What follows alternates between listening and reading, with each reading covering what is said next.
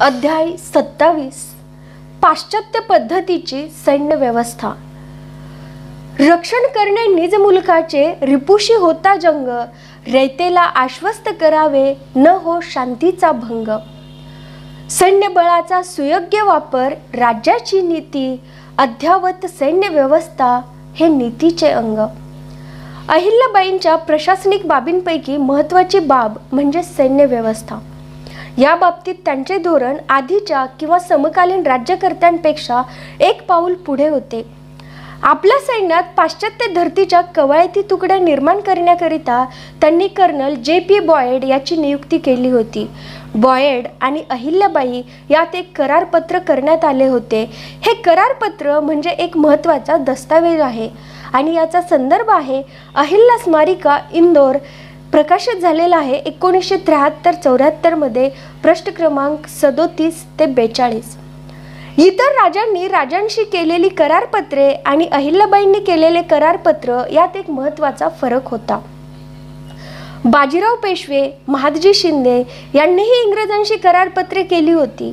महादजी शिंदे यांनी केलेल्या करारपत्रात आम्ही स्वजातीय इंग्रज सैन्याशी लढणार नाही असे कलम होते। हे कलम शिंद्यांनी मान्य केले ही आश्चर्याची बाब आहे, असे न.चि. केळकर यांनी म्हटले आहे आणि याचा संदर्भ आहे मराठे व इंग्रज उत्तरार्ध, पृष्ठ क्रमांक 229, न.चि. केळकर। दुसरे बाजीराव पेशवे यांच्या सेवेत फोर्ड नावाचा इंग्रज अधिकारी होता, परंतु त्याने इसवी सन 1817च्या लढाईत इंग्रज सैन्याशी लढण्यास नकार दिला होता। इतर राजे रजवाडे यांच्या सेवेत जे इंग्रज अधिकारी होते त्यांनाही आपल्या स्वकीयांविरुद्ध न लढण्याची सवलत दिली जात होती आणि याचा संदर्भ आहे मराठे व इंग्रज उत्तरार्ध, न.चि. केळकर। अशा करारपत्रांचे अनेक प्रतिकूल परिणाम झाले। इसवी सन 1803 मधील अलीगडच्या युद्धात याचा प्रत्यय आला। इंग्रज सेनापती लेक याने दौलतराव शिंदे यांच्या सैन्यावर आक्रमण केले।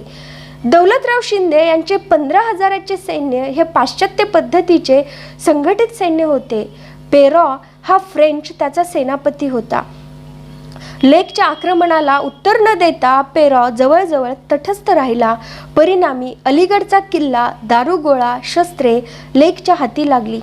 शिंदेंचा सपशेल पराभव झाला आणि यानंतर वर्षभरातच दिल्ली, आग्रा, लासवारी, आरगाव आदी महत्त्वाच्या ठिकाणी शिंद्यांना हार पत्करावी लागली।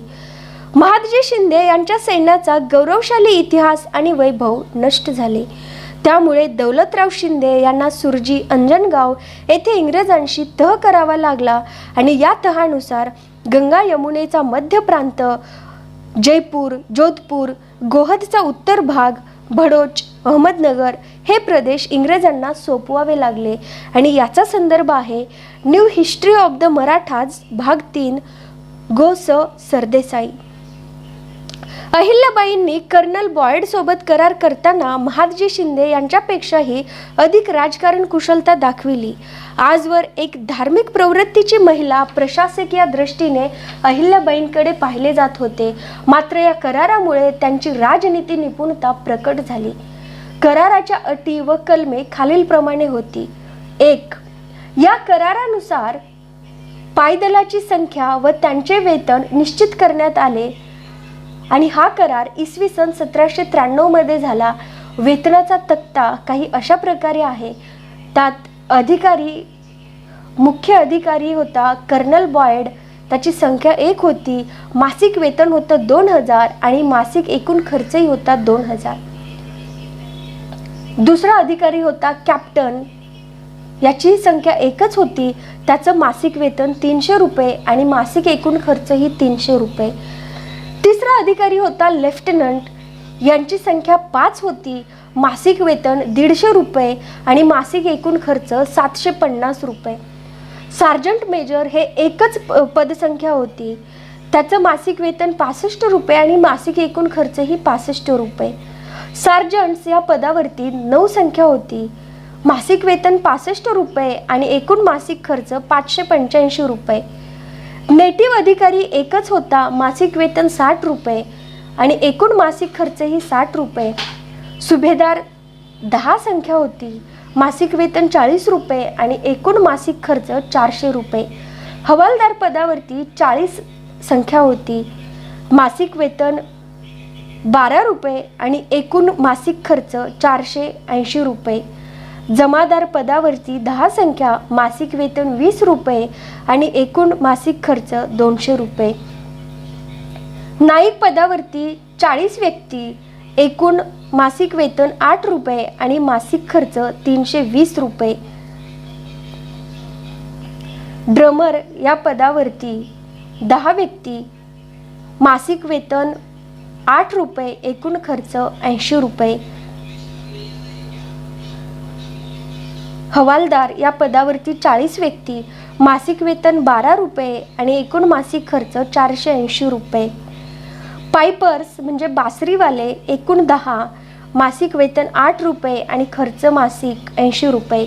शिपाई पदावरती 841 संख्या होती, मासिक वेतन 6 रुपये आणि एकूण मासिक खर्च 5046 रुपये. कारकून पदावरती 2 संख्या, मासिक वेतन 30 रुपये आणि एकूण खर्च 60 रुपये. हरकारा पदावरती 5 व्यक्ती, मासिक वेतन 5 रुपये आणि एकूण खर्च 25 रुपये. भिस्ती पदावरती 10 व्यक्ती, मासिक वेतन 4 रुपये आणि मासिक खर्च 40 रुपये. मशालची पदावरती 5 व्यक्ती, मासिक वेतन 5 रुपये आणि एकूण खर्च 25 रुपये. अशा प्रकारे एकूण अधिकाऱ्यांची संख्या होती 1001, मासिक वेतन होतं 2786 आणि एकूण मासिक खर्च होता 10516.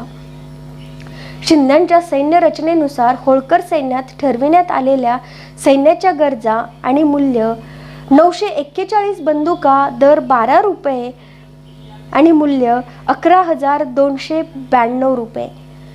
941 अंगरखे दर 4 रुपये आणि दर एकूण मूल्य 3,764 रुपये.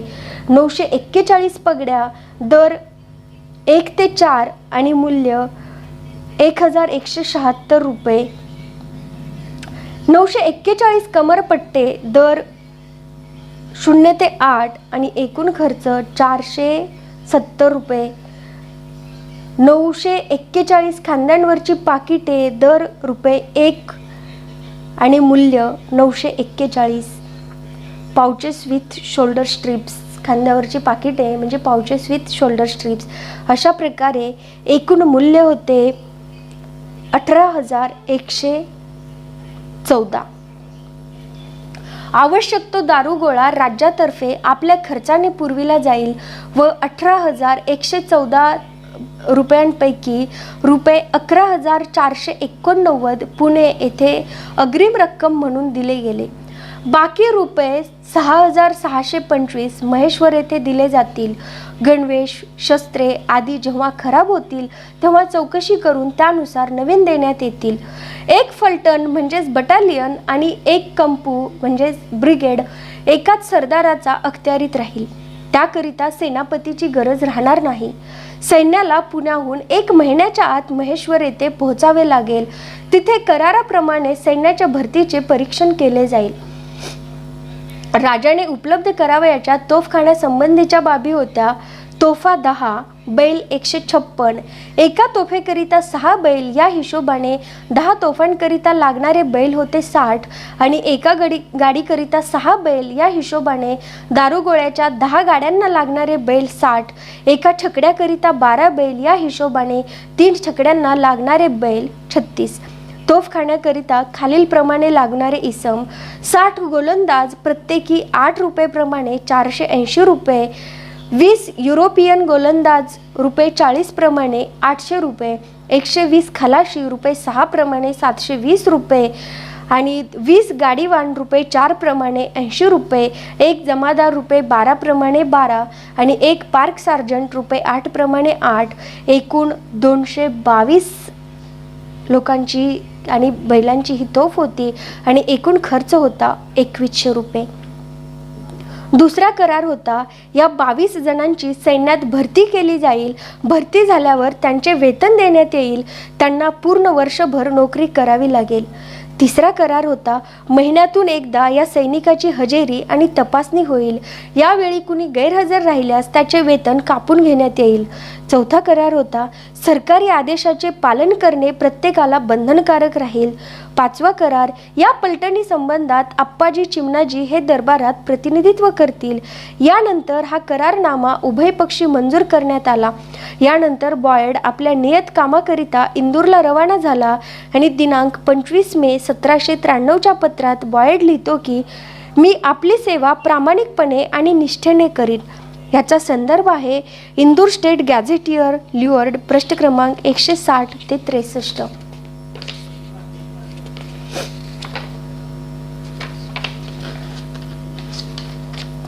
महेश्वर दरबारीची बातमीपत्रे भाग 2 या द ब पारसनीस यांच्या पुस्तकातही 8 एप्रिल 1794च्या लेखात कर्नल बॉयडचा उल्लेख आला आहे.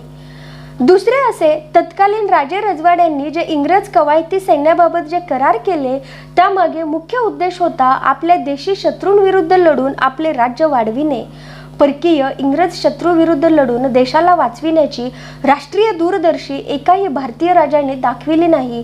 मात्र अहिल्याबाईंच्या पाश्चात्य धर्तीच्या कवायती सैन्याच्या स्थापनेमागे इतर राज्याबरोबर स्पर्धा करण्याची भूमिका नव्हती.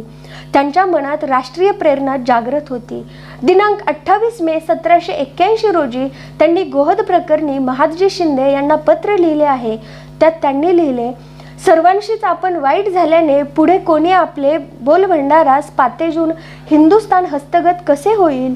यास्तव यासी सलखून राखून पुढील कामे करा. पुढे प्रसंगोपात हे टापे खालीच आहेत. आत्ताच यांची बिघडू नये. इंग्रजाचेही पारिपत्य पुरतेपणी झाले नाही. महादजी शिंदे यांनीही डिबॉईनला आधी मासिक पगारावर नेमले, परंतु नंतर 16 लाखाची जहागिरी देऊन त्याला स्वयंभू बनविले. याचा संदर्भ आहे महेश्वर दरबारींची बातमीपत्रे भाग 1 द ब पारसनीस. यशवंतराव होळकर यांनीही ड्युडरनेकला सैन्याच्या खर्चासाठी रामपुराची जहागीर देऊन त्याला स्वयंभू बनविले होते आणि याचाही संदर्भ आहे Indore state gazetteer volume 2 C Luard. मात्र अहिल्याबाईंनी असे न करता बॉयड याला मासिक वेतनावरच ठेवले होते. यात अशी अट होती की मासिक वेतन शिंदे यांच्या सैन्यात जे दिले जाते त्याप्रमाणेच दिले जाईल. बॉयडला फक्त बंदुकी खरीदण्याचीच परवानगी होती. बंदुकीकरिता लागणारा दारुगोळा राज्याद्वारा पुरवला जाई. त्यामुळे जवळ बंदुकी असूनही त्याचा परस्पर वापर करता येऊ नये आणि आपल्याला हव्या त्या अटी मंजूर करून घेण्याची संधी बॉयडला मिळू नये अशी त्यामागची नीती होती. याशिवाय राज्याच्या कुठल्याही भागात त्याला बंडाळी करण्याची संधी मिळू नये असाही विचार त्यामागे होता. बॉयड आणि त्याचे कवायती सैन्य नेहमी शासनाच्या नियंत्रणात राहावे अशी रणनीती आखण्यात आली होती.